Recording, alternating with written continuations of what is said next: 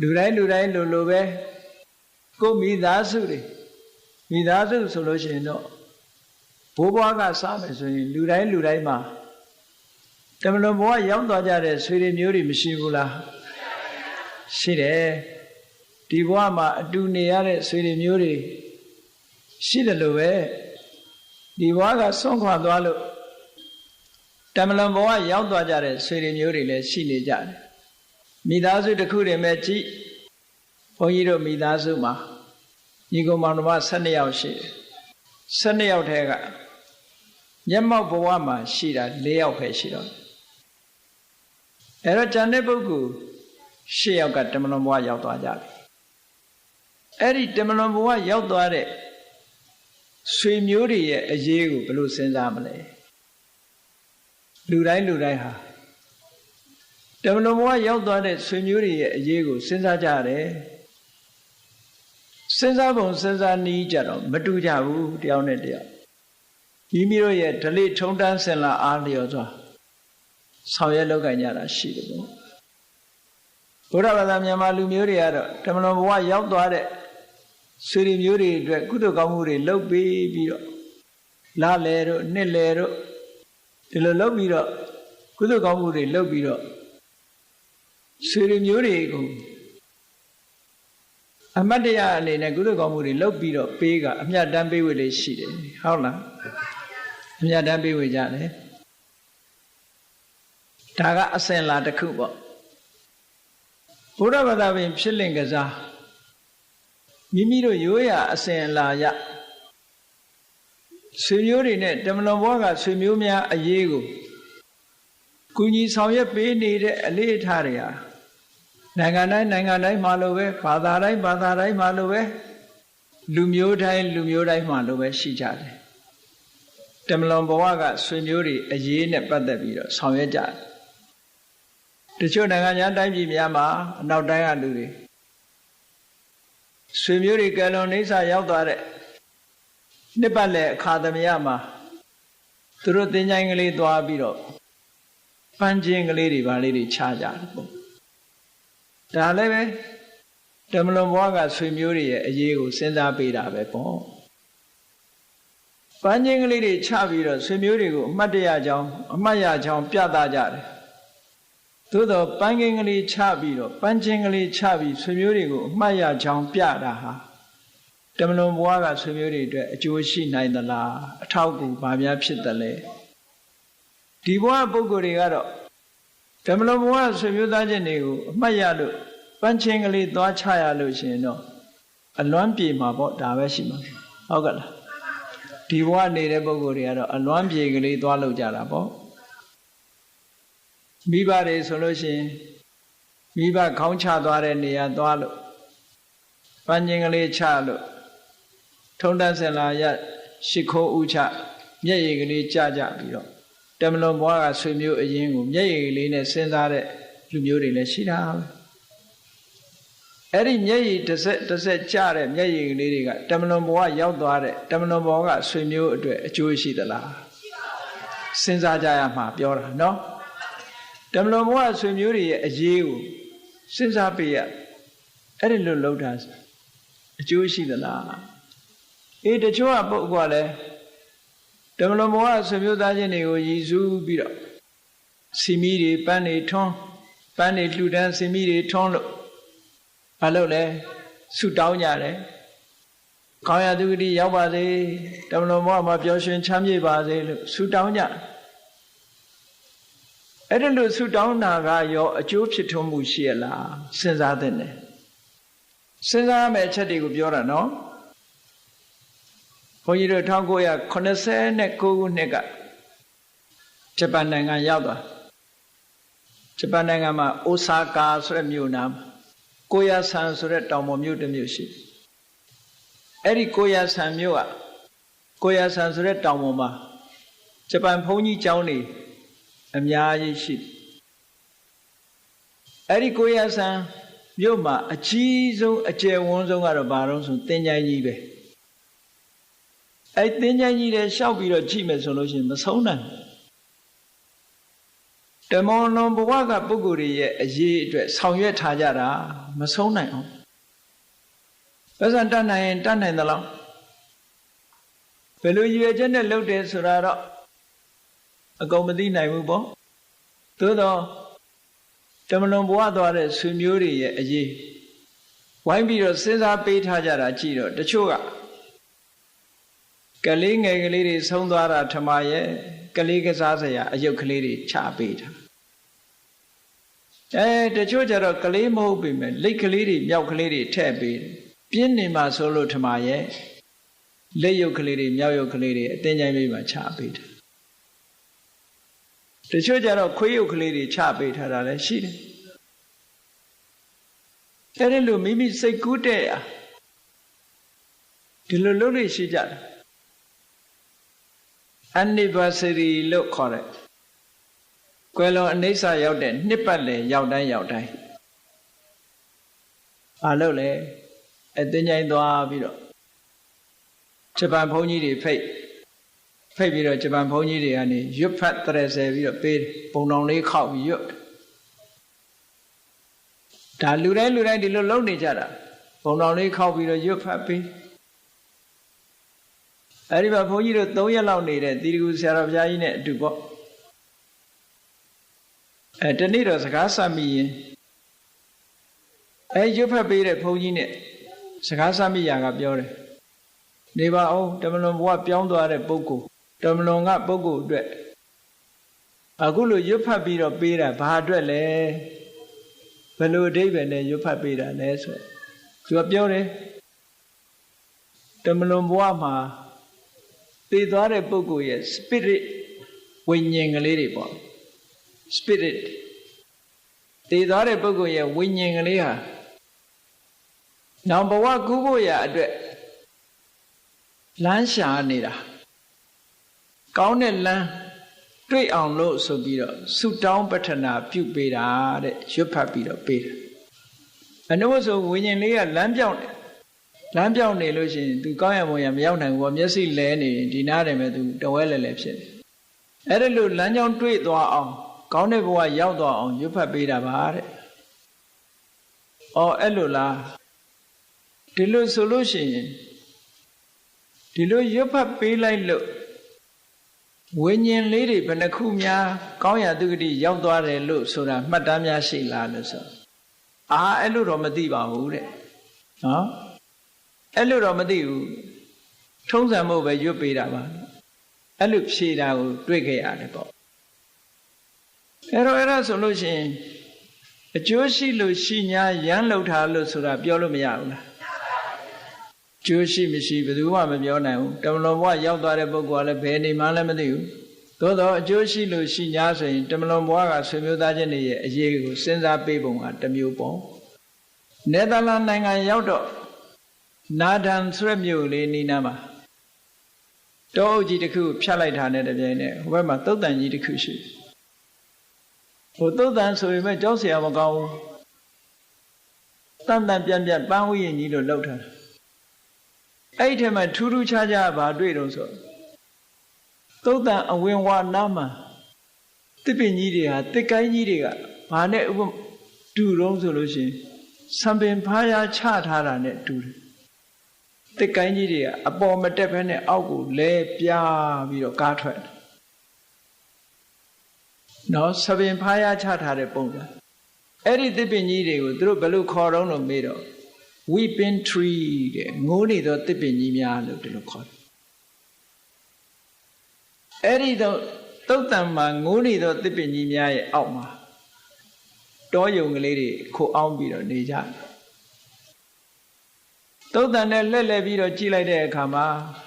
ခဏကပန်းချင်းကလေးတွေချထားတာရှိတယ်အယုတ်ကလေးတွေချထားတာရှိတယ်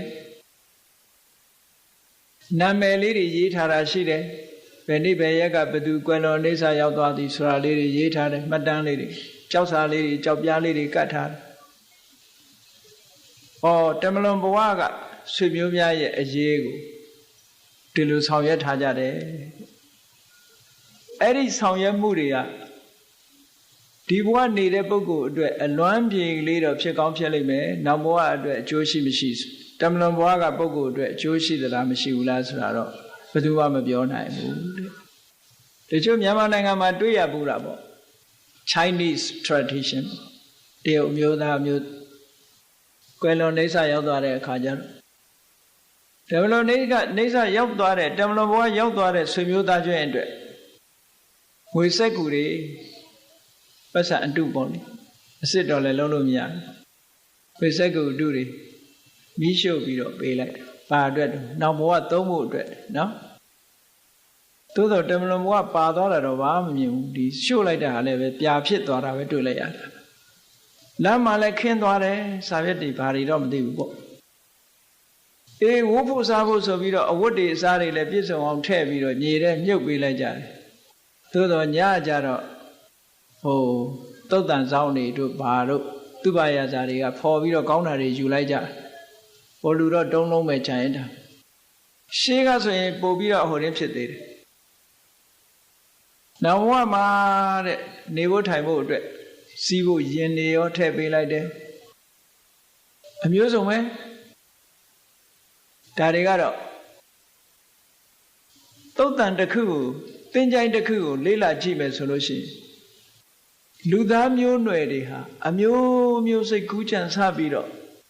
တမလွန်ဘွားကဆွေမျိုးတွေရဲ့အရေးကိုဆောင်ရွက်နေကြတာဒီကနေ့ထိပဲဒီကနေ့ထိဆောင်ရွက်နေကြတယ်အဲ့ဒီဆောင်ရွက်သမျှတွေဟာတကယ်ကောအကျိုးရှိပါလားလို့စဉ်းစားတဲ့နဲ့သို့တော့မစဉ်းစားဘဲနဲ့ဆောင်ရွက်နေတာတွေအများကြီးပဲလောကကြီးမှာတကယ်အကျိုးရှိမရှိမသိဘဲနဲ့လုပ်နေကြတာတွေမများဘူးလားများတယ်မှန်းဆပြီးတော့လုပ်နေတာဒီလိုလုပ်တာဘာအကျိုးရှိတယ်ဆိုတာစဉ်းစားတဲ့နာပေါ့အခုမြန်မာပြည်မှာလုပ်နေတာလေးတွေရှိသေးတယ်သေတဲ့လူကသေသွားပြီဘာလုပ်နေမွေးနေ့တွေလုပ်နော်သေသွားတဲ့ပုဂ္ဂိုလ်အသက်100ပြည့်မွေးနေ့ဆိုတော့သေတဲ့ပုဂ္ဂိုလ်ကအသက်100ရှိပါအောင်မလားလူတယောက်ဟာသေသွားပြီဆိုပါစို့80 80လောက်ကသေသွားပြီသူ့ရဲ့မွေးနေ့အနှစ်100ပြည့်ဆိုပြီးတော့နောက်အနှစ်20လောက်ကြာလာလှုပ်တယ်တခါတရံကျတော့ဒီလူကရှိသေးလို့လားတကယ်အသက်ရှင်နေတာလားဆိုတော့မဟုတ်ဘူးသေတာဖြင့်ကြာပြီအယိုးတောင်ဆွေးသွားပြီ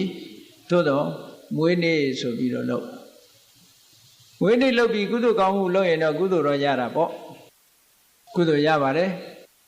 အမတ်တရားလည်းဖြစ်တော့ဖြစ်တာပေါ့သို့တော့အဲ့ဒီလူကအသက်တရားဟုတ်ပါမလားသူသေးတာက80လောက်ကသေသွားတယ်ဆိုသူဘယ်လိုလုပ်ပြီးအသက်တရားပြည့်မလို့မပြည့်ဘူးပေါ့အေးနိုင်ငံရခြားမှာဗမာပြည်မှာတော့သိမတွေ့ရပါဘူးကြော်ညာဈေးတွေကြီးလို့ထမရဲ့နိုင်ငံရခြားမှာဆိုတော့စင်ကာပူတို့မလေးရှားတို့ရောက်တဲ့အခါမှာသတင်းစာကြီးတွေကြီးလိုက်လို့ရှိရင်လွမ်းပြထားတဲ့သတင်းတွေအများကြီးပဲဓာတ်ပုံအကြီးကြီးတွေဗမာပြည်မှာလည်းတစ်ခါတော့တွေ့ပါတယ်ဟိုမှာကျတော့ပူများတယ်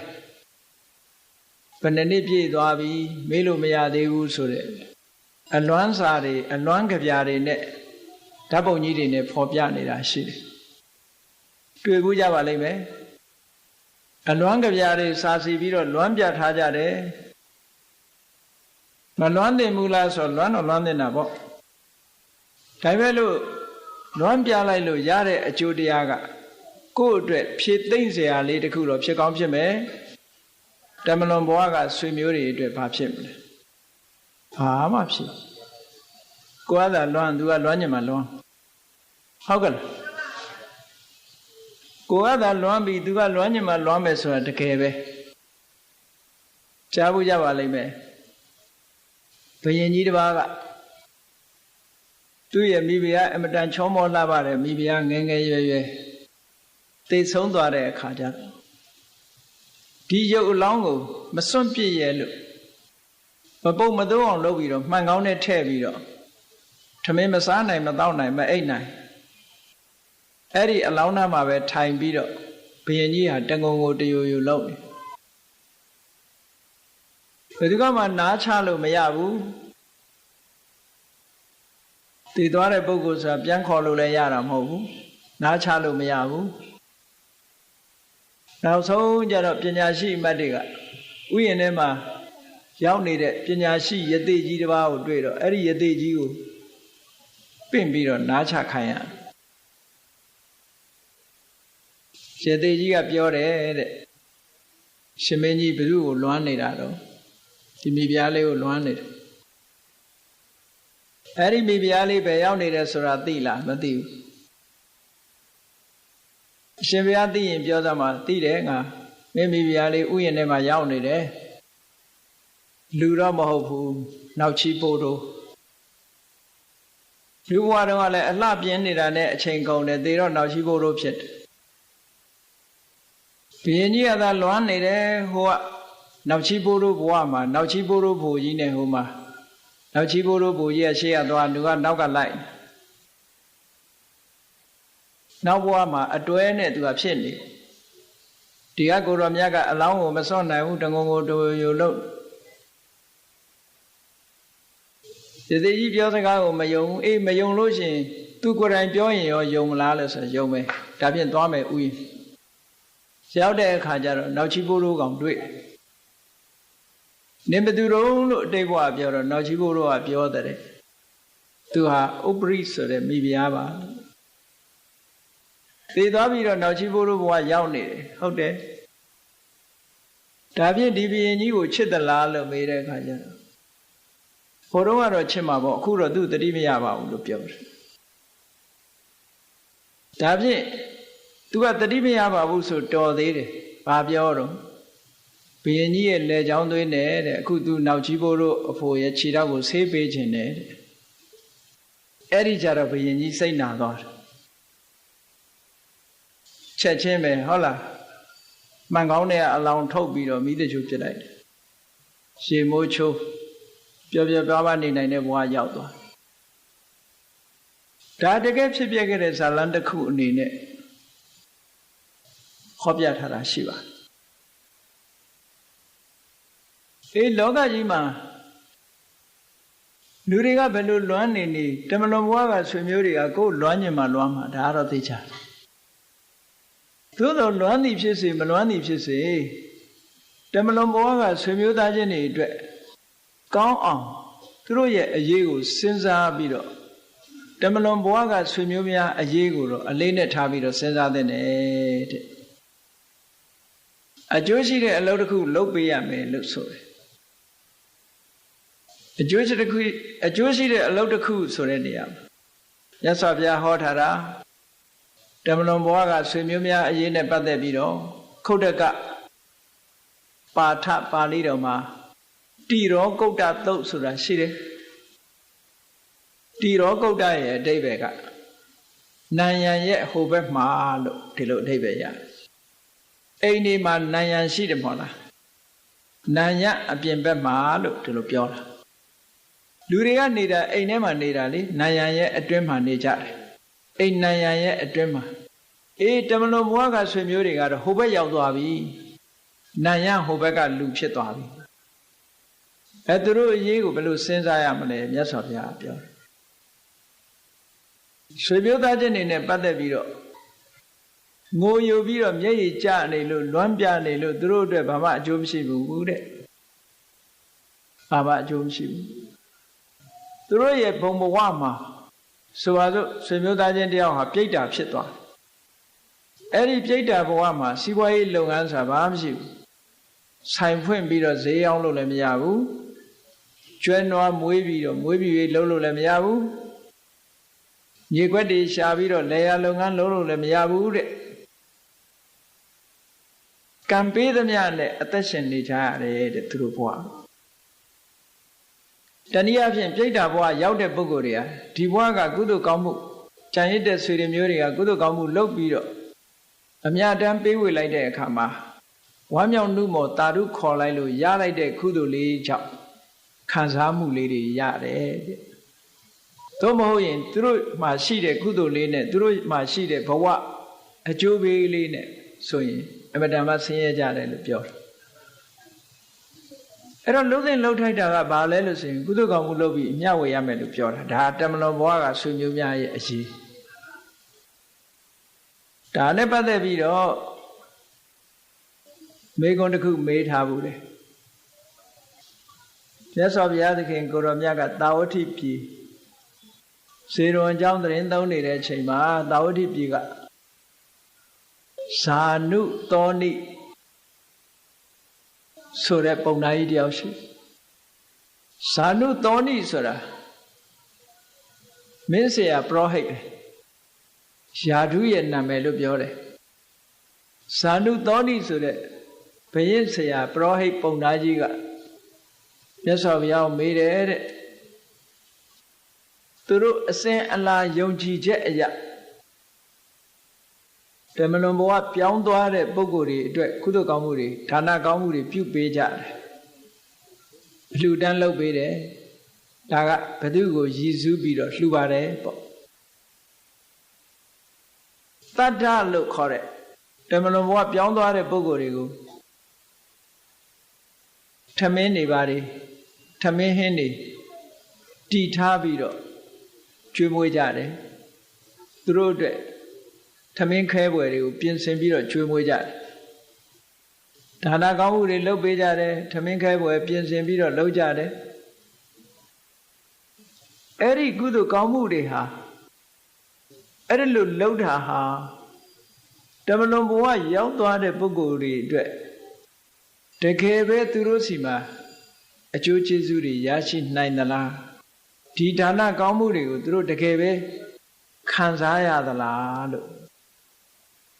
ပြောမေးတာဘုန်းကြီးတို့တွေလည်းပဲကြည့်မြန်မာနိုင်ငံမှာဗုဒ္ဓဘာသာအစဉ်အလာရလူတွေဟာကွယ်လွန်နှုတ်ဆက်ရောက်သွားတဲ့ဆွေတွေမျိုးတွေကိုရည်စူးပြီးတော့ကုသိုလ်ကောင်းမှုတွေလုပ်ကြတယ်အဲ့ဒီလိုလုပ်တာဟာတမလွန်ဘဝရောက်သွားတဲ့ပုဂ္ဂိုလ်တွေအတွက်အကျိုးရှိသလားလို့ဆိုတာစဉ်းစားဖို့လိုအပ်တယ်ပေါ့မလိုအပ်ဘူးလားမစဉ်းစားဘဲနဲ့လုပ်လို့ရှိရင်ဆိုပါစို့တမလွန်ဘဝကပုဂ္ဂိုလ်ကဘယ်နေမှလည်းမသိဘူးလိပ်စာလည်းမရှိဘူးရှိရလားလိပ်စာမရှိသလိုတယ်လီဖုန်းနံပါတ်လည်းမရှိဘူးတယ်လီဖုန်းနံပါတ်ရှိရင်လည်းလှမ်းခေါ်ရသေးရဲ့နော်လိပ်စာရှိရင်လည်းပဲစာထည့်ပြီးတော့ပေးရသေးတယ်ခုတယ်လီဖုန်းနံပါတ်လည်းမရှိဘူးလိပ်စာလည်းမရှိဘူးဘယ်ပြုတ်ဘယ်ရွာမှလည်းမသိဘူး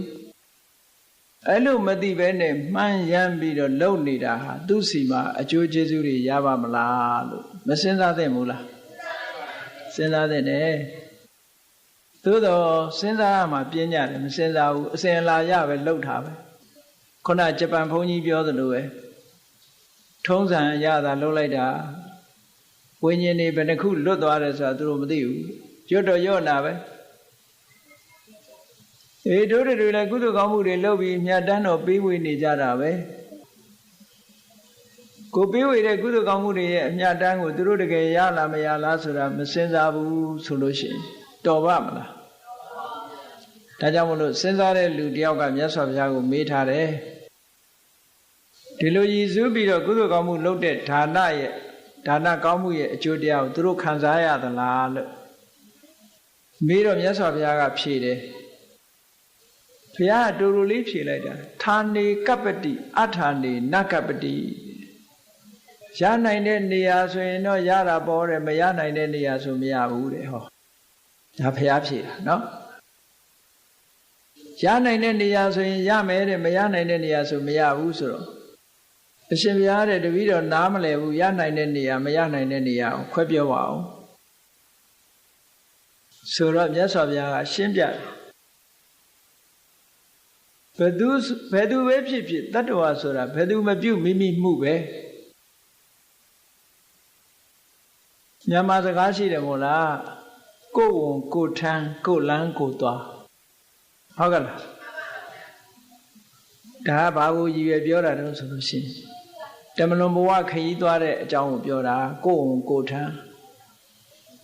တမလွန်ဘဝမဟုတ်ဘူးခုဘဝမှာခရီးသွားရင်ကတော့ကိုယ်ဝန်ကိုအလုသမားငှားပြီးတော့ထမ်းခိုင်းတာရှိတယ်လေ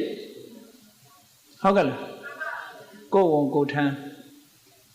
မဟုတ်ဘူးကိုယ်ဝန်ကိုသူ့ထမ်းခိုင်းမယ် ကိုလန်းကိုမသွားဘူးကားလန်းကသွားမယ်ကိုယ်ကိုထမ်းကိုလန်းကိုသွားဆိုတာတမလွန်ဘဝကိုသွားတာကိုပြောတာနော်အဲ့ဒီကြရင်တော့အလုသမားငှားလို့မရဘူးအလုသမားငှားလို့မရသည့်အတွက်ကြောင့်ကိုယ်ကိုထမ်းပြီးသွားရမယ်ကိုလှုပ်တဲ့ကံအားလျော်စွာတမလွန်ဘဝရောက်ရှိပြီးတော့သွားမယ်ထိုရောက်တဲ့အခါမှာလည်းပဲဝိညာဉ်အနေနဲ့သေသွားပြီးတဲ့နောက်မှာဝိညာဉ်အနေနဲ့စောင့်ဆိုင်ပြီးတော့နေရတာမျိုးမရှိဘူးအခုတည်းအခုနောက်ဘဝမှာမွေးမယ်ချက်ချင်းမွေးတယ်ချက်ချင်းမွေးတယ်24ပစ္စည်းထဲမှာအနန္တရပစ္စယောဆိုတဲ့ထင်ပဲအခုတည်သေသည်ဤအခြားမဲ့ဆိုတာဈာထဲမှာဘာမှမချဘူးတမလွန်ဘဝဆိုတာသေသည်ဤအခြားမဲ့ပဲအခုသုတိစိတ်ကြားလိုက်တာနဲ့တပြိုင်နက်ပရိသေတွေနောက်ကလာသို့တော့လူတွေကယုံကြည်နေကြတယ်မျက်မှောက်ဘဝနဲ့တမလွန်ဘဝဒီဘဝနှစ်ခုစကြားလေးမှာတဲ့အန္တရာဘဝဆိုတဲ့ဈာကာလဘဝကလေးတစ်ခုရှိသေးတယ်လို့ဒီလိုယုံကြည်ကြတယ်ဒါဗုဒ္ဓဘာသာသမိုင်းမှာကိုပဲအဲ့လိုယုံကြည်တယ်ဆိုတာရှိတယ်ဒီကနေ့တိဘက်နိုင်ငံမှာရှိတဲ့တိဘက်ဗုဒ္ဓဘာသာဝင်တွေကလူတယောက်သေသွားလို့ရှိရင်တဲ့ဈာကာလဘဝလေးမှာ49ရက်နေတယ်နော်49ရက်ဟိုဘဝမသွားသေးပဲနဲ့ဒီဘဝ49ရက်ဈာမှာဆုတောင်းပေးမယ်မေတ္တာပို့ပေးမယ်ကုသိုလ်တွေလုပ်ပေးမယ်ဒီလိုသဘောမျိုးမြန်မာလူမျိုးတွေလည်းပဲယုံကြည်တဲ့သဘောလေးရှိတာပဲရက်လဲတယ်ဆိုတာဘယ်နှစ်ရက်မှလဲတာလဲ9ရက်မှလဲတာမြို့ကလူတွေတော့မြန်မြန်လဲပြစ်ကြတယ်ထင်ပါ9ရက်ရက်လဲတယ်ဆိုတာတချို့လူတွေကထင်တယ်9ရက်မရှိမချင်းသေသွားတဲ့လူကအိမ်မော်ကမဆင်းဘူးတဲ့ဒါကြောင့်မို့ထင်တယ်ကြောက်ကြသေတော့ကတော့တူတူနေပြီးတော့ရှင်တော့ကတော့တူတူနေပြီးသေကြတော့မှဘယ်လိုကြောင့်ကြောက်တယ်သိကြောက်ဖို့ကောင်းတာမသေခင်ကကြောက်ဖို့ကောင်းတာသေသွားရင်ဘာမှလုပ်လို့ရတာမဟုတ်တော့ဘူးเนาะသို့တော့လူတော်တော်များများကသေသွားမှကြောက်တယ်မလှုပ်နိုင်မှပိုကြောက်တယ်เนาะလှုပ်နိုင်တော့ကတော့မကြောက်ဘူးသိပြီးတော့9ရက်တိတိအန္တရာဘဝဈာကာလဘဝကြီးတစ်ခုရှိတယ်လို့အန္တရဘဝဝါဒီဆိုတာရှိတယ်ဒါကြောင့်မို့လို့အဘိဓမ္မာကျမ်းထဲမှာဝိထိပုတ်ပိုင်းလို့လည်းခေါ်တယ်ဘုံပိုင်းလို့လည်းခေါ်တယ်အဲ့ဒီဘုံပိုင်းထဲမှာတတ္တဝါတယောက်ဟာသုတိပြီးတာနဲ့တပြိုင်နက်သေပြီးတာနဲ့တပြိုင်နက်သေပြီးသည်ရဲ့သေပြီးတာနဲ့တပြိုင်နက်လုံးဝခြားကွယ်မှုမရှိပဲပရိသေစိတ်ဆိုတာပေါ်တာပါတဲ့သုတိစိတ်ကြလိုက်ပြီးတာနဲ့တပြိုင်နက်ပရိသေစိတ်ဆိုတာပေါ်တာပါဘဝန္တရပဋိတန္တာနဝတေနပဋိတန္တိသင်္ခါတံမာနတံဥပ္ပစ္စမာနမေဝပဋိဋ္ဌာတိဘဝန္တရေတဲ့သရိစိတ်လေးပေါ်လိုက်ကြတဲ့တမလွန်ဘဝရောက်သွားပြီတဲ့တမလွန်ဘဝရောက်နေပြီဘုန်းကြီးတို့တွေလည်းဟိုဘဝကသေးလာတာဒီဘဝအသက်50ရှိရင်သေးလာတာ50ရှိပြီဒီဘဝအသက်60ရှိတဲ့လူကသေးလာတဲ့ဟာဘယ်လောက်ရှိပြီနော်အနည်း60ရှိလာပြီသေပြီးတာနဲ့တပြိုင်နက်ချက်ချင်းဖြစ်ကြတယ်ကံကြမ္မာအားလျော်စွာအချို့ပုဂ္ဂိုလ်တွေကဒီဘဝကူးတဲ့နေရာမှာအဓိကအဆုံးဖြတ်ပေးနေတာတွေကဘာလို့လဲလို့ဆိုရင်သူစရိုက်နဲ့ဒုစရိုက်ပဲရသော်ဘုရားရဲ့ဒေသနာတော်တွေကိုလေ့လာပြီးတော့ကြည့်မယ်ဆိုလို့ရှိရင်ဒုစရိုက်လှုပ်တဲ့ပုဂ္ဂိုလ်တွေကငရဲတရိစ္ဆာန်ပြိတ္တာဆိုတဲ့အပေပုံတွေမှာသွားတယ်သူစရိုက်တွေကအကျိုးပေးတာလူဘုံနတ်ဘုံမှာအကျိုးပေးတယ်ဒုစရိုက်ကငရဲတရိစ္ဆာန်ပြိတ္တာမှာအကျိုးပေးတယ်အားလုံးသိတဲ့အတိုင်းပဲ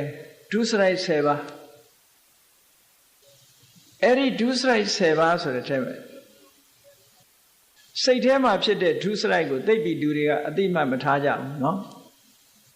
ကျန်တာတွေသာဒုစရိုက်လို့ထင်တာစိတ်ထဲမှာဖြစ်တဲ့ဒုစရိုက်ကဘာလဲအဘိဇ္ဇာဗျာပါဒမိစ္ဆာဒိဋ္ဌိ အဘိဇ္ဇာဆိုတာ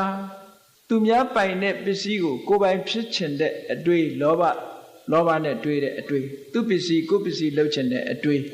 အဲ့ဒီတွေးယုံနဲ့ပဲဒုစရိုက်ဖြစ်သွားပြီအကုသိုလ်ဖြစ်သွားပြီကာမပဋ္ဌမြောက်သွားပြီပါဇက်ကပြောစရာမလိုသေးဘူးခန္ဓာကိုယ်ကလှုပ်တာမဟုတ်သေးဘူးကိုယ်ဒီလက်ရောက်လှုပ်တာမဟုတ်ဘူးဒီအတွေးလေးတွေးမိလိုက်တာနဲ့တပြိုင်တည်းအဘိဇ္ဇာဆိုတာဖြစ်သွားအဲ့ဒါဒုစရိုက်ဖြစ်သွားတယ်ဒုစရိုက်ဒီအဲ့ဒီလောဘဒီတာမန်စေရနာကိုခေါ်ရတဲ့ကံမျိုးမဟုတ်ဘူးဒီလောဘကိုယ်တိုင်းကိုယ်ကအဘိဇ္ဇာဆိုတဲ့လောဘကိုယ်တိုင်းကိုယ်ကကံဖြစ်သွားပြီလို့ပြောတယ်ကံဖြစ်သွားရင်အကျိုးပေးတော့မှာပေါ့ဟုတ်ကဲ့လားထို့တူပဲဗျာပါဒရိုးရိုးစိတ်ဆိုးတာမဟုတ်ဘူးဒီလူဒုက္ခရောက်သွားပါစေသိသွားရင်ကောင်းမှာပဲပျက်စီးသွားရင်ကောင်းမှာပဲဆိုတဲ့ဒီအတွေးလေးတွေးလိုက်လို့ရှိရင်ဗျာပါဒဖြစ်သွားပြီ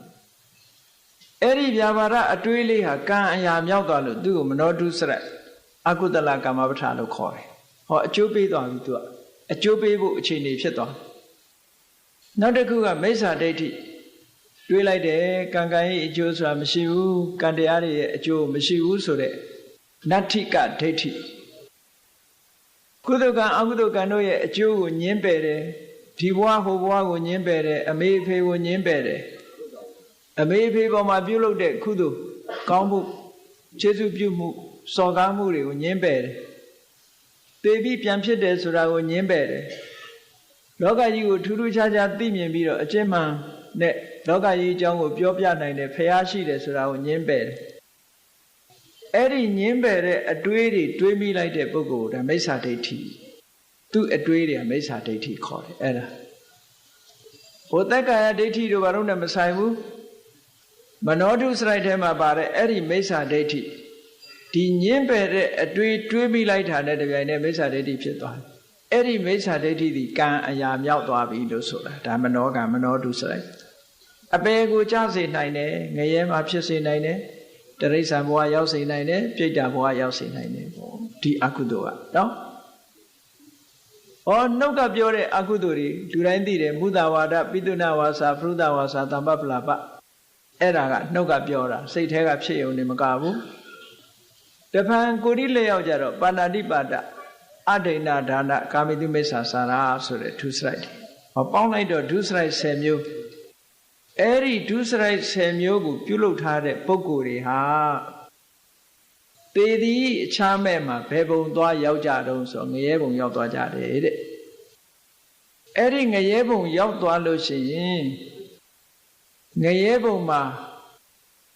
ရရှိထားတဲ့အနေထားအတိုင်းပဲဒီဘဝမှာဆက်လက်ရှိပြီးတော့နေကြရတယ်ငရဲရောက်နေတဲ့ပုဂ္ဂိုလ်ကလည်းသူကနဲ့သူပဲငရဲမှာဆက်ပြီးတော့သူရှင်သန်နေမှာပဲငရဲဘုံရောက်သွားလို့ရှိရင်တတ်လို့လည်းသေတာမဟုတ်ဘူးသူကံမကုံမချင်းမသေးဘူးတဲ့ငရဲကနော်လက်ဖြတ်ခြေဖြတ်ဘလောက်တတ်မသေးဘူးကံကုံမသေးတာသူကငရဲရဲ့တဘာဝကံမကုံမချင်းလွန်လန်းမရှိဘူးဆင်းရဲတာတော့အလွန်ပဲမိတွေဘလောက်လောင်းငရဲဘုံရောက်တဲ့လူကပြဖြစ်သွားအောင်မဖြစ်ဘူးပူတာပဲရှိမယ်သွေးရဲတန်ရဲသွေးတွေဘလောက်ထွက်သွေးလွန်တဲ့ယောဂနဲ့သေးတယ်မရှိဘူးငရဲမှာနော်လက်တွေခြေတွေဖြတ်လို့သွေးလွန်သွားတယ်ဆိုတာမရှိဘူးအတက်ကတော့ရှင်းနေတော့ပဲကိုယ်သက်ပြင်းတို့မသက်ပြင်းတို့ကငရဲပြေမှာရှိတာဘယ်လိုဒုက္ခရောက်လို့မှမသိဘူးကံကုန်မှသိတယ်တတ်လို့သိရင်တော့လေငရဲကခဏလေးကျွတ်သွားမှာပေါ့အဲ့လိုမသိဘူးတဲ့သူကအေးကောင်းပြီအဲ့ဒီငရဲရောက်သွားတဲ့ပုဂ္ဂိုလ်တယောက်ဟာသူကံနဲ့သူပဲယက်တည်နေမှာပဲတဲ့ဒီကနေပြီးတော့ကုသိုလ်ကောင်းမှုလုပ်ပြီးတော့အမြတ်တမ်းပေးဝေလို့ကတော့သူ့အတွက်ရောက်မှာမဟုတ်ဘူးဒါကအဋ္ဌာဏတစ်ခုပဲဟုတ်ကဲ့လားလူတယောက်ဟာတည်သွားလို့အကုသိုလ်ကံကြောင့်ငရဲပြေရောက်သွားတယ်ငရဲဘဝမှာသူ့ဟာသူကံနဲ့သူပဲယက်တည်နေလိမ့်မယ်ဒီကနေကုသိုလ်ကောင်းမှုလုပ်ပေးပေမဲ့လို့ဒီကုသိုလ်ကောင်းမှုရဲ့အကျိုးကိုသူမခံစားရဘူးတဲ့ဘာဖြစ်လို့မခံစားရတာတုံးလို့မေးလို့ရှိရင်သူနဲ့အဆက်အသွယ်ပြတ်သွားပြီဒီအကုသိုလ်ကောင်းမှုလုပ်တာကိုသူသိပါမလားမသိဘူးမသိလို့သာရုမခေါ်နိုင်ဘူးကုသိုလ်ဆိုတာပတ္တာနုမောဒနာအမျှဝေလိုက်တဲ့အခါမှာ ပတ္တိဌာနအနေနဲ့အမြပေးဝေလိုက်တဲ့အခါပတ္တာနုမောဒနာလို့ဆိုတဲ့သာဓုသာဓုဆိုတဲ့ဝါမြောက်နှုတ်ပေါ်သာဓုခေါ်ပြီးလက်ခံလိုက်မှကုသိုလ်ဆိုတာရတာဒီတိုင်းမရဘူးဒါကြောင့်မို့လို့အမြဆိုတဲ့အခါသာဓုသာဓုနဲ့ခေါ်ကြရတာသာဓုမခေါ်ပဲပါဇက်ပိတ်နေအမြမရဘူးနော်သာဓုခေါ်တာဟာဘာမှမရဘူးလို့တချို့ကထင်ကောင်းထင်လိုက်မယ်သူများကုသိုလ်ကောင်းမှုလုပ်လို့သာဓုခေါ်တာဟာမရဘူးလို့ထင်ကောင်းထင်လိုက်မယ်သာဓုခေါ်တဲ့အကျိုးလည်းရတယ်နော်ဘာဖြစ်လို့မရဘူးထင်တာတော့ဆိုပတ်စံရှိနေတဲ့ပုဂ္ဂိုလ်တယောက်ကိုမုံဘိုးလေးတွေသွားပေးမယ်တရားနေရာမုံဘိုးပေးမယ်ဆိုရင်အရာရောက်ပါမလားရောက်ဘူးသူ့အိမ်မှာလည်းစားစရာတွေရှိတယ်သွားပြီးတော့စားစရာလေးတစ်ခွက်ပေးလို့ရောအရာရောက်မလားမရောက်ဘူးအဲ့ဒါမျိုးလိုပဲဟိုမှာစားစရာတွေပြည့်နေတဲ့အချိန်မှာသာဓုခေါ်တာအတွက်ကဘာမှသူ့မှာအရာမထင်တယ်လို့ဖြစ်တယ်ပေါ့သို့တော့တတိထင်ရှားဘဝမှာသာဓုခေါ်တာအကျိုးပေးတယ်ဆိုတာ950ဇတ်ထဲမှာရှိတယ်နော်သင်္ခပုံနာဆိုတာဘုရားလောင်းမယ်ပင်လယ်ခရီးကိုဖြတ်သန်းတော့မယ်ဆိုတဲ့အခါမှာလမ်းမှာတွေ့ခဲ့တဲ့အရှင်မြတ်တစ်ပါးကိုအရှင်မြတ်တစ်ပါးဟာနေဘူးကျဲကျဲကြီးထဲမှာလမ်းပေါ်မှာပူတဲ့နေဘူးပြင်ကြီးမှာခီးသွားတဲ့အခါကျတော့ကွာတာနဲ့ပူနှုံးလို့အဲ့ဒီအချိန်မှာသူစီးလာတဲ့ဖနက်ကိုချွတ်ပြီးတော့တတ်ရဖြစ်အောင်တန်ရှင်းပွတ်တတ်ပြီးတော့ထိုအရှင်မြတ်ကိုဖနက်တရံလှူလိုက်တယ်နော်အဲ့ဒီဖနက်တရံလှူပြီးတဲ့အခါမှာသူကသင်္ဘောတက်တယ်သင်္ဘောပေါ်ရောက်တော့ခရီးဆက်တော့ပင်လယ်ထဲမှာမုန်တိုင်းနဲ့မိပြီးတော့သင်္ဘောပြတ်ပါလေရောသူ့နောက်ကသူ့ရဲ့အဖော်သူ့ရဲ့အလုတ်ကျွေးတယောက်ပါဆရာတပည့်နှစ်ယောက်သင်္ဘောပြတ်တဲ့အခါကျတော့သင်္ဘောကပြင်ချက်တစ်ခုကိုရလို့အဲ့ဒီပြင်ချက်ကိုမှီပြီးတော့သူတို့နှစ်ယောက်ပင်လယ်ထဲမျောနေ9 ရက်လောက်တိတိမျောနေတဲ့အခါကျတော့သူ့ရဲ့ကုသိုလ်ကောင်းမှုကြောင့်ဖဏတ်လှူခဲ့တဲ့ကုသိုလ်ကောင်းမှုကလာခဲ့တာ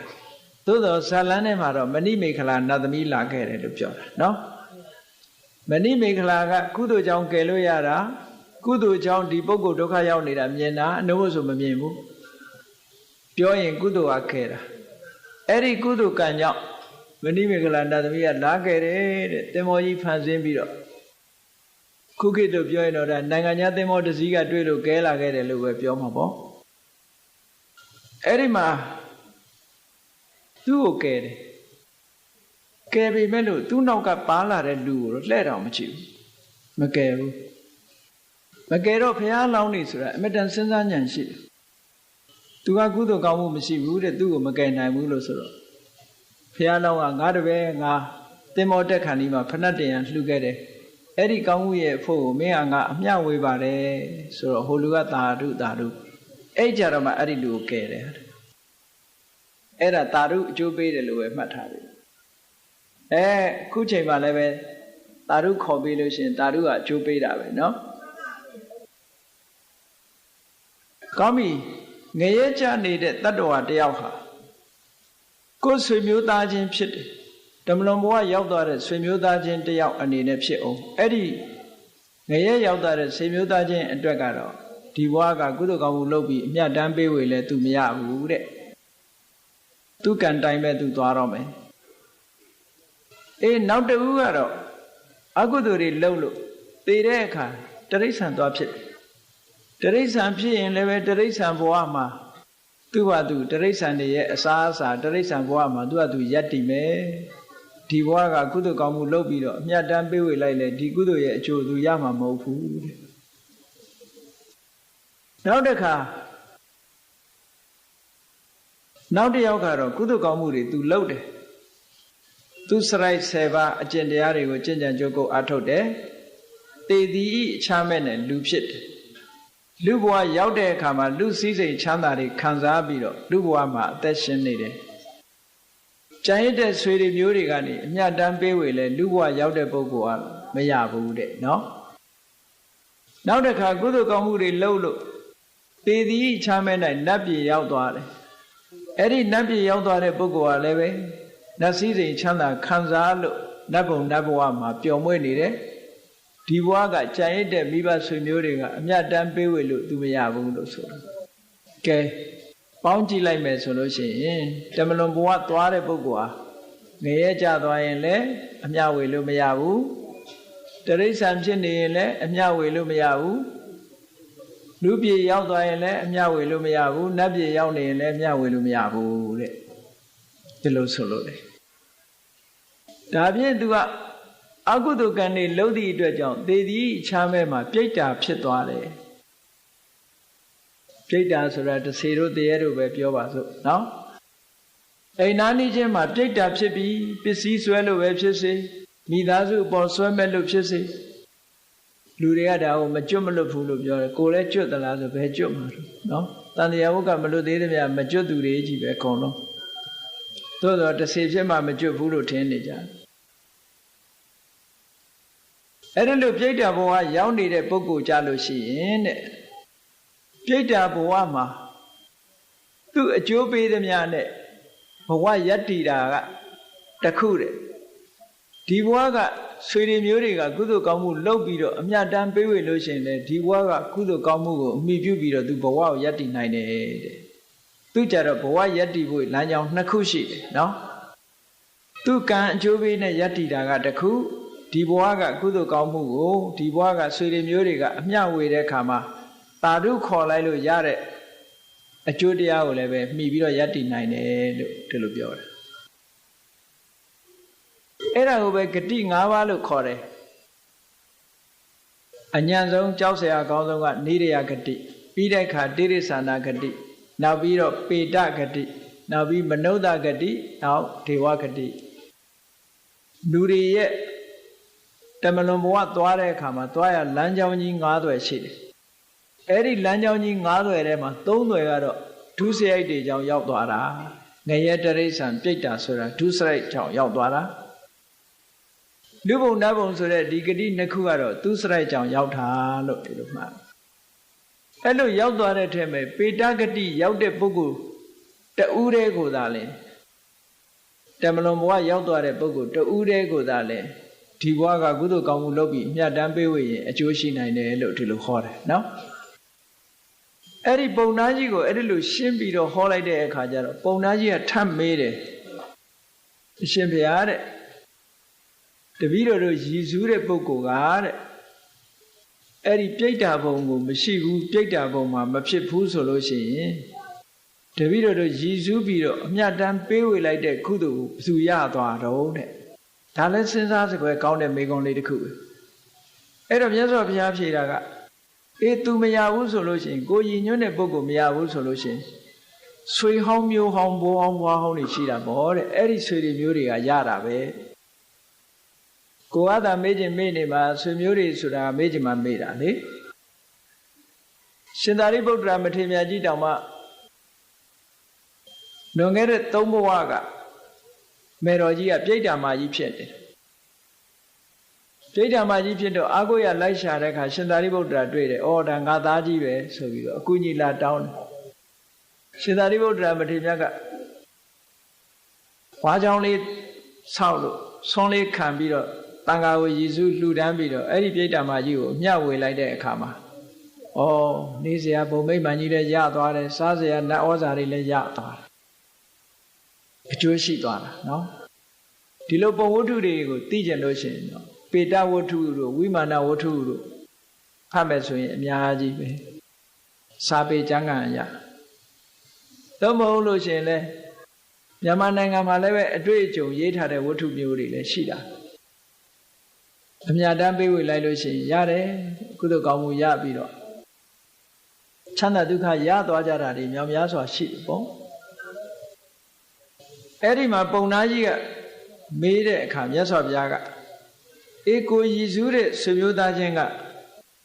တမလွန်ဘဝပြိတ္တာဘုံမှာမရှိဘူးဆိုရင်ရှိတဲ့ဆွေမျိုးတွေရတာပေါ့လို့ဆိုတော့ပုံနာကြီးကထပ်မေးတယ်အရှင်ဘုရားတဲ့တပည့်တော်တို့ရည်စူးတဲ့ပုဂ္ဂိုလ်လည်းမရှိဘူးတခြားဆွေမျိုးသားချင်းတွေလည်းမရှိဘူးဆိုရင်ကောတဲ့ဘယ်သူရမှာလဲဆိုတော့မြတ်စွာဘုရားကတန်တရားကြီးဆိုတာဒီလောက်ကြားနာကိုယ်ဆွေမျိုးတွေမရှိတဲ့ပြိတ္တာဘုံဆိုတာဘယ်တော့မှမရှိနိုင်ဘူးတဲ့ဒါ ဟုတ်ကဲ့လားဗိမိတာရမင်းကြီးတောင်မှပဲဟိုကကုသနာမြတ်စွာဘုရားလက်ထက်ဝိပဿနာမြတ်စွာဘုရားလက်ထက်ကဆွေတွေမျိုးတွေပြိတ္တာဘုံရောက်တာတွေရှိတာအတိတ်ဘဝဆွေမျိုးတွေကဘာချားပြီးတော့ဆွေတွေမျိုးတွေကပြိတ္တာဘဝရောက်နေကြတာရှိတယ်အဲ့ဒါကြောင့်မို့လို့ဆွေတွေမျိုးတွေကကိုယ်ဆွေမျိုးအမြတ်တမ်းပေးဝေမှာကိုစောင့်စားပြီးတော့နေကြတယ်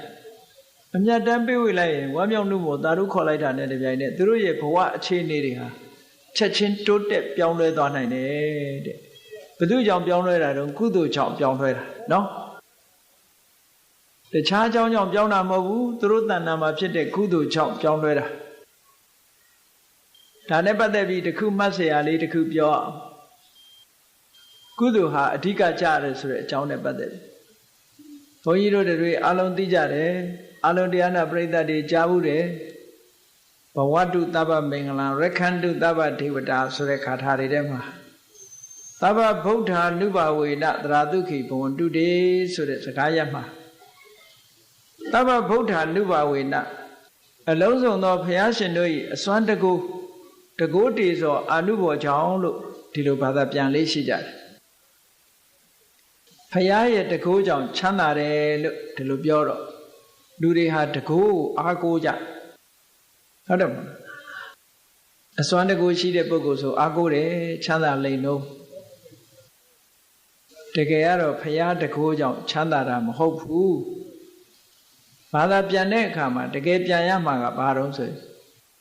အလုံးစုံသောဘုရားသခင်ကိုရောမြတ်တို့ကိုရှ िख ိုးပူဇော်ရတဲ့ကုသိုလ်ကောင်းမှုရဲ့အစွမ်းတကူကြောင့်လို့ဒီလိုပြန်ဘုရားကိုရှ िख ိုးဘုရားကိုကြည်ညိုတဲ့ကုသိုလ်စိတ်ရဲ့ကုသိုလ်စိတ်ကမှတကယ်တကူဟုတ်ကဲ့လားကိုယ်တဏ္ဍာမှာဘုရားကိုအာယုံပြုပြီးတော့ဖြစ်ပေါ်လာတဲ့ကုသိုလ်တရားကမှတကယ်အစွမ်းတကူထက်တာတဲ့အဲ့ဒီအစွမ်းတကူကြောင့်ချမ်းသာကြပါစေဆိုမှပုံမှန်ကန်တယ်မြတ်စွာဘုရားကမတာမဟုတ်ဘူးကိုလုပ်တဲ့ကုသိုလ်ကမတာအဲ့ဒါကြောင့်မို့လို့ကိုယ်တဏ္ဍာမှာကုသိုလ်ဖြစ်အောင်ကြိုးစားရမယ်အဲ့ဒီလိုမသိလို့ရှိရင်လူတွေကဘာဖြစ်ဘုရားကိုးကွယ်တာတောင်မှပဲလက်ကောင်းတဲ့ဘုရားမှာကိုးကွယ်နော်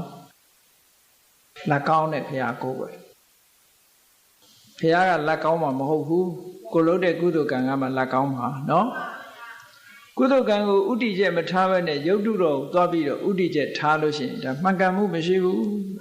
မှန်ကန်မှုမရှိဘူး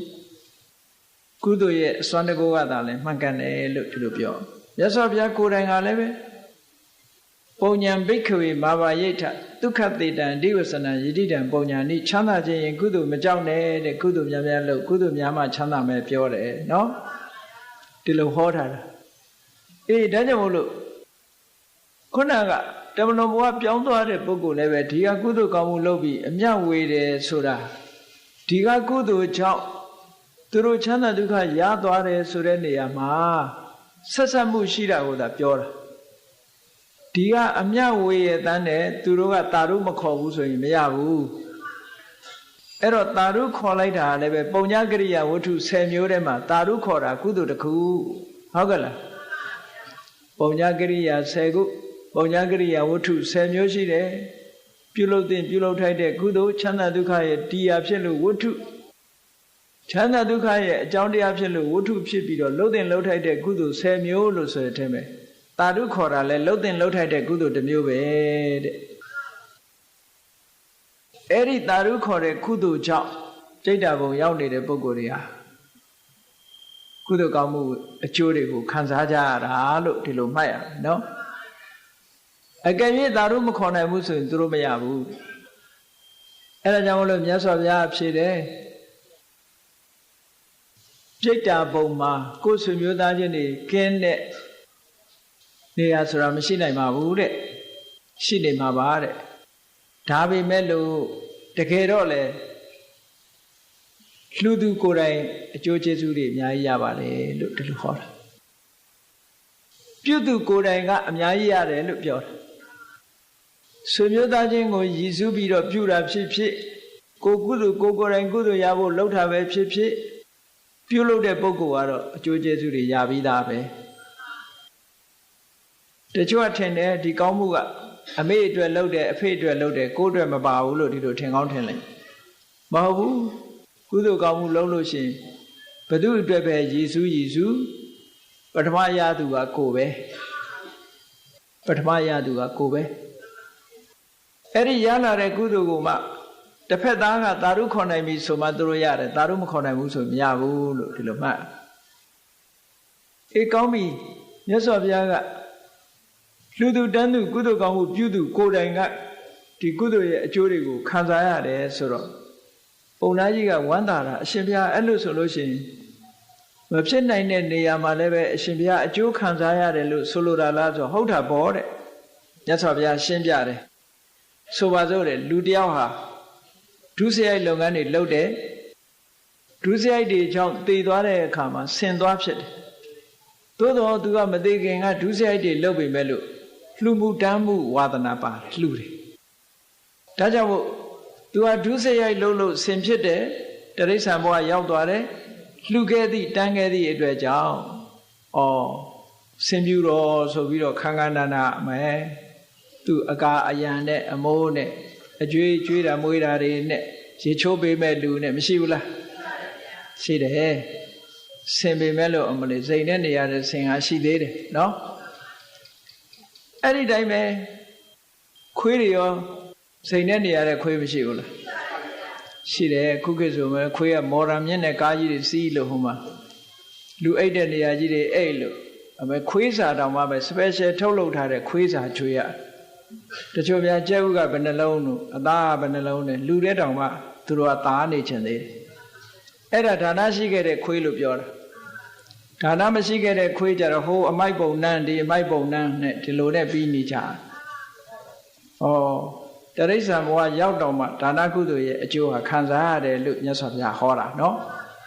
လှူသူဟာမကောင်းတဲ့ဘဝရောက်သွားအောင်လှူတဲ့ပုဂ္ဂိုလ်ဟာတရိစ္ဆာန်ဖြစ်အောင်ကောင်းကျိုးချမ်းသာတွေရတယ်လို့ပြောတာချမ်းသာတယ်လို့ပြောတာထို့တူပဲလှူတဲ့ပုဂ္ဂိုလ်ဟာလှူပြီးဆိုလို့ရှိရင်ထိုလှူတဲ့အကျိုးဟာဖြစ်လျာဘဝမှာလိုက်ပြီးတော့အကျိုးပေးမယ်ဒါနကောင်းမှုလုပ်တယ်သူစရိုက်တရားတွေကျင့်သုံးဆောက်တည်တယ်သူစရိုက်ကျင့်သုံးဆောက်တည်သည့်အတွက်ကြောင့်လူပြေရောက်တယ်ဒါနကောင်းမှုတွေလုပ်ခဲ့သည့်အတွက်ကြောင့်လူဘုံလူဘဝမှာလူချမ်းသာတယောက်ဖြစ်တယ်သူစရိုက်လုပ်သည့်အတွက်ကြောင့်လူဖြစ်တယ်ဆိုလိုတာကသီလကြောင့်လူဖြစ်တယ်နော်သီလကြောင့်လူဘဝရောက်တယ်ဒါနကြောင့်လူချမ်းသာဖြစ်တယ်ထို့တူပဲသူစရိုက်တရားတွေကိုကျင့်သုံးခဲ့သည့်အတွက်ကြောင့်နတ်ပြည်ရောက်တယ်ဒါနကောင်းမှုကြောင့်နတ်စည်းစိမ်ချမ်းသာသူများနဲ့မတူအောင်ချမ်းသာတယ်ဒီအကျိုးတွေကဒါကြောင့်မလို့သူ့အကျိုးနဲ့သူပဲဒါနကောင်းမှုလုပ်တဲ့ပုဂ္ဂိုလ်ဟာတိရစ္ဆာန်ဖြစ်လဲကောင်းကျိုးချမ်းသာတွေခံစားရတယ်လူဖြစ်လည်းပဲကောင်းကျိုးချမ်းသာတွေခံစားရတယ်နတ်ဖြစ်လည်းကောင်းကျိုးချမ်းသာတွေခံစားရတယ်ဒါကြောင့်မို့ဒါနကောင်းမှုပြုလုပ်တဲ့ပုဂ္ဂိုလ်ဟာဘယ်တော့မှအကျိုးမဲ့မဖြစ်ဘူးလို့မြတ်စွာဘုရားဟောတာအဲ့လိုဟောလိုက်တဲ့အခါကျတော့မှခေါဏကဆွေတွေမျိုးတွေကိုရည်စူးပြီးတော့ဒါနကောင်းမှုပြုတာဆွေမျိုးတွေအတွက်သာပြုတဲ့လူမရဘူးလို့ထင်နေတဲ့ပုံသားကြီးကအရှင်ဘုရားဝမ်းသာစရာပဲဒီလိုဆိုရင်ဒါနတွေသိပ်လှုပ်တဲ့နာပေါ့တဲ့အလှူတန်းတွေလှုပ်တဲ့နာပေါ့လှူတဲ့တန်းတွေနဲ့ဖြစ်လျက်ဘဝမှာဘယ်ဘဝရောက်နော်ချမ်းသာသာနေရတယ်ဆိုတော့အင်မတန်မှတန်ဖိုးရှိပါလားလို့ဝမ်းမြောက်ဝမ်းသာဖြစ်သွားတယ်အဲ့ဒါဇာနုသောဏိတုတ်ဆိုတာအင်္ဂုတ္တရနိကေမှာရှိပါလေရဲ့မြန်မာနိုင်ငံမှာဗုဒ္ဓဘာသာဝင်သူတော်စင်ပေါင်းတို့ဟာဓမ္မလွန်ဘဝကဆွေမျိုးတွေရဲ့အရေးကိုတွေးပြီးတော့မှန်ကန်တဲ့နိလန်းနဲ့စဉ်းစားပြီးထိုဆွေမျိုးတွေရဲ့ကွယ်လွန်အိဋ္ဌရောက်တဲ့နေ့တွေမှာကုသိုလ်ကောင်းမှုတွေလုပ်ပြီးတော့အမြတ်တမ်းပေးဝေပြီးတော့နေကြတာထိုအမြတ်တမ်းပေးဝေတဲ့အလုပ်ဟာမှန်ကန်တဲ့အလုပ်တစ်ခုဖြစ်တယ်။ဘာကြောင့်မှန်ကန်တယ်လဲလို့ဆိုလို့ရှိရင်မိမိအလွမ်းပြေလုပ်ယုံမြမကဒီကုသိုလ်ကောင်းမှုကိုဆွေတွေမျိုးတွေကသိရှိဝမ်းမြောက်နှုတ်မို့သာဓုခေါ်မယ်ဆိုလို့ရှိရင်သူတို့ဘဝလေးတွေဟာတိုးတက်ပြီးတော့ကောင်းမွန်သွားကြမှာဖြစ်ပါတယ်ဒီဘဝကအဆောက်အဦလေးလှုပ်ပြီးတော့လှူလိုက်ရင်သူတို့မှာဟိုဘက်မှာဘုံမိတ်မှန်တွေရတယ်ဒီဘဝကအစားအစာလှူပြီးတော့မျှဝေလိုက်လို့ရှိရင်ဟိုဘဝမှာဟိုဘက်မှာတမလွန်ဘဝဆွေမျိုးတွေမှာအစားအစာတွေရတယ် အဝတ်ကလေးတွေလူတန်းပြီးတော့အမျှဝေလိုက်လို့ရှိရင်သူတို့မှာနတ်ဝတ်တန်းစာတွေရတယ်ဒီဘဝကလှူလိုက်တဲ့ကုသိုလ်ကောင်းမှုကချက်ချင်းသူတို့ဘဝမှာအကျိုးပေးတယ်ချက်ချင်းလို့ဆိုတာဘယ်လောက်ထိအောင်ချက်ချင်းလဲဆိုတာမြတ်စွာဘုရားကဥပမာ2ရပ်နဲ့ရှင်းပြထားတာရှိတယ်။ဩနမေဥဒကံဝုဋ္ဌံယထာနေနံပဝတ္တတိဧဝမေဝဣတောဒိဏံပေတနံဥပကပ္ပတိကုန်းမြင့်ပေါ်ရွာချလိုက်တဲ့မိုးရေတွေဟာနေရအရက်ကိုဒလဟောစီးဆင်းသွားတယ်မဟုတ်လားအေးအဲ့ဒါလိုပဲဒီဘဝကနေပြီးတော့အမျှလို့ပေးလိုက်တာနဲ့တပြိုင်နက်ကိုကုသိုလ်ကောင်းမှုတွေကိုအမျှလို့ပေးလိုက်တာနဲ့တပြိုင်နက်ဟိုကပုဂ္ဂိုလ်မှာတခါတည်းပြည့်ပြည့်စုံစုံကြီးရသွားတယ်ချက်ချင်းရတယ်ဆိုင်းစရာမလိုဘူးဟုတ်ကဲ့နောက်ဥပမာတစ်ခုကယထာဝါရိဝဟပူရာပရိပူရိန္တိတာကရဧဝမေဝဣတောဒိဏံပေတနံဥပကပ္ပတိမြေချောင်းအင်းအိုင်တွေကမြစ်ရည်တွေကဘယ်ကိုစီးဝင်တယ်လဲဆိုရင်ပင်လယ်ထဲကိုစီးဝင်မြစ်ရည်တွေဟာပင်လယ်ထဲစီးဝင်သွားတယ်လို့ပဲဒီဘဝကလှူလိုက်တဲ့ကုသိုလ်ကောင်းမှုတွေဟာမိမိတို့ရည်ညွှန်းတဲ့ပုဂ္ဂိုလ်တွေရဲ့ဘဝထဲကိုစီးဝင်သွားတယ်လို့ဒီလိုပြောတာနော်အေးဒါကြောင့်မို့လို့တမလွန်ဘဝကဆွေမျိုးတွေအရေးကိုစဉ်းစားမယ်ဆိုရင်သတင်းစာထဲမှာအလွမ်းထဲတာကလည်းပဲကိုယ့်အတွက်စိတ်ဖြည့်သိယုံမှတပါသူတို့အတွက်ဘာမှအကျိုးမရှိဘူးတဲ့နော်တင်းញိုင်းသွားပြီးတော့ပန်းញင်ကလေးတွေချတာလည်းပဲကိုယ်စိတ်ဖြည့်သိယုံမှတပါသူတို့အတွက်ဘာမှအကျိုးရမှာမဟုတ်ဘူးကြိုက်တတ်တဲ့အစားအစာလေးတွေသွားချထားတာလည်းပဲသူတို့အတွက်အကျိုးရမှာမဟုတ်ဘူးသူတို့အတွက်တကယ်အကျိုးရတာတော့ကုသိုလ်ကောင်းမှုလုပ်ပြီးတဲ့အခါမှာသူတို့ကိုအမြတ်တမ်းပေးဝေခြင်းကသာလျှင်သူတို့အတွက်ကောင်းကျိုးချမ်းသာရနိုင်တယ်ဆိုတဲ့မှန်ကန်တဲ့အသည့်တရားတွေကိုရပြီးတော့တမလွန်ဘဝရောက်နေတဲ့တမလွန်ဘဝကဆွေမျိုးတွေရဲ့အရေးကိုစဉ်းစားပြီးတော့အကျိုးရှိတဲ့အလုပ်ကိုလုပ်ဖို့အမြဲတမ်းအရေးကြီးပါတယ်ဆိုတဲ့အကြောင်းကိုတမလွန်ဘဝကဆွေမျိုးများအရေးဆိုတဲ့တရားဒေသနာဖြင့်ရှင်းလင်းဟောကြားခြင်းဖြစ်ပါတယ်ဒါကြောင့်မို့တရားချစ်ခင်သူတော်စင်ပြိဿပေါင်းတို့သည်တမလွန်ဘဝကဆွေမျိုးတွေရဲ့အရေးကိုစဉ်းစားမယ်ဆိုရင်ကုသိုလ်ကောင်းမှုလုပ်ပြီးတော့အမြတ်တမ်းပေးဝေခြင်းဒီသာလျှင်မှန်ကန်သောနိလန်ဖြစ်တယ်လို့သိရှိပြီးတော့ကြိုးစားအားထုတ်နိုင်ကြပါစေကုန်သတည်း